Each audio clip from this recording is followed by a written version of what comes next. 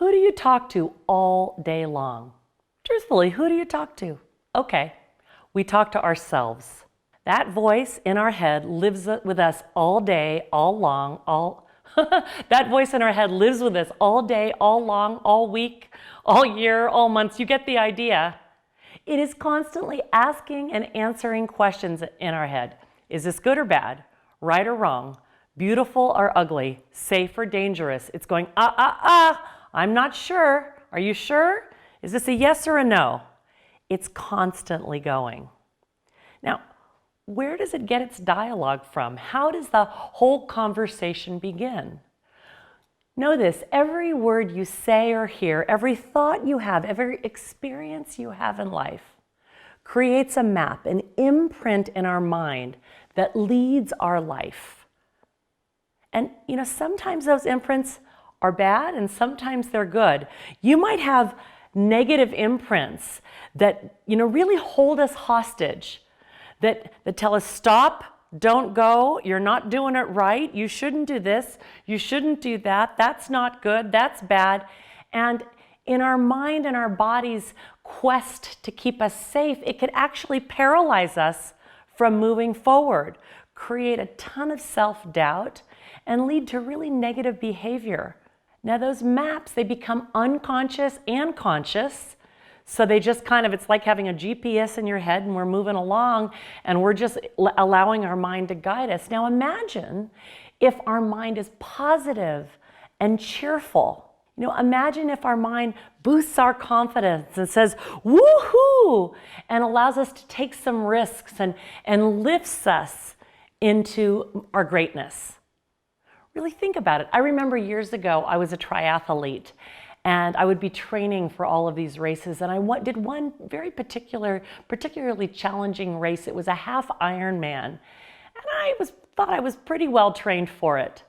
And yet, man, oh man, it was I think it was a 1.2 mile swim, 1.2 mile swim, a 55 mile bike, and a 13 mile run. And it was challenging. And I had these 3 T's for greatness. 3 T's for greatness. So the first thing, when I realized I was having some challenges, I would train my brain to say, okay, Gina, let's focus on technique. If I'm swimming, is my stroke right? Am I breathing correctly? When I'm on my bike, am I hunching over? Am I strong? On my run, am I standing upright? My technique. Now, the next thing, the second T was target. Okay, when I started to get super tired, I remember the run in particular.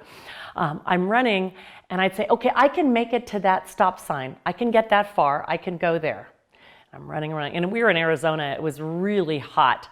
But I can make it to that tree. Okay, I can make it to that next marker over there, that marker, that orange marker. Okay, and I'd run. So I would set targets, little movements in the 13-mile run that I can just get there, and I can just get there, and I can just get there, rather than thinking about the whole friggin' thing, which sometimes can be challenging. And then the third thing I would do when all else failed is talk, self-talk. And I trained my mind to talk to me, say, Gina, you're doing great. Come on, one foot in front of the other. You got it. You're a goddess. You're an athlete. Think of all the people that you're going to inspire. Go, go, go. And it would be all of that self-talk, the third T.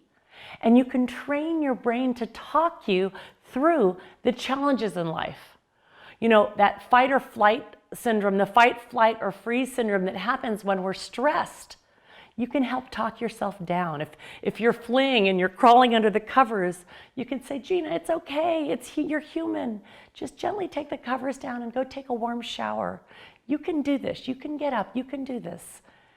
The talk, the self-talk, and how you train yourself is so important. And don't let it be default. Be conscious about the voices in your head. Those words in our head are so powerful. They become our life. Your words become your life. So take a moment and ask yourself, what's the conversation that you're having most of the time in your head?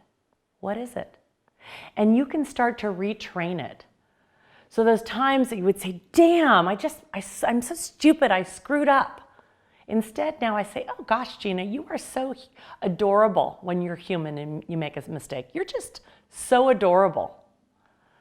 Just retraining it just for a moment can shift your day to put a smile on your face. Or you can even talk back to that voice, say, come on, give me a break. It's not really that bad.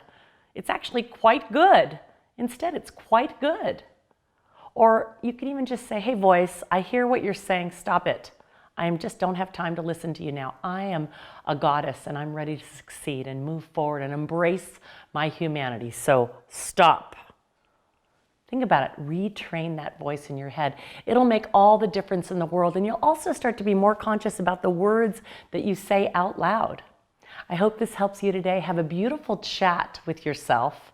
Have a chat with yourself and tell that voice it's time to open to a new life and a new language. Be well, be joyful, be inspired. Have a beautiful day.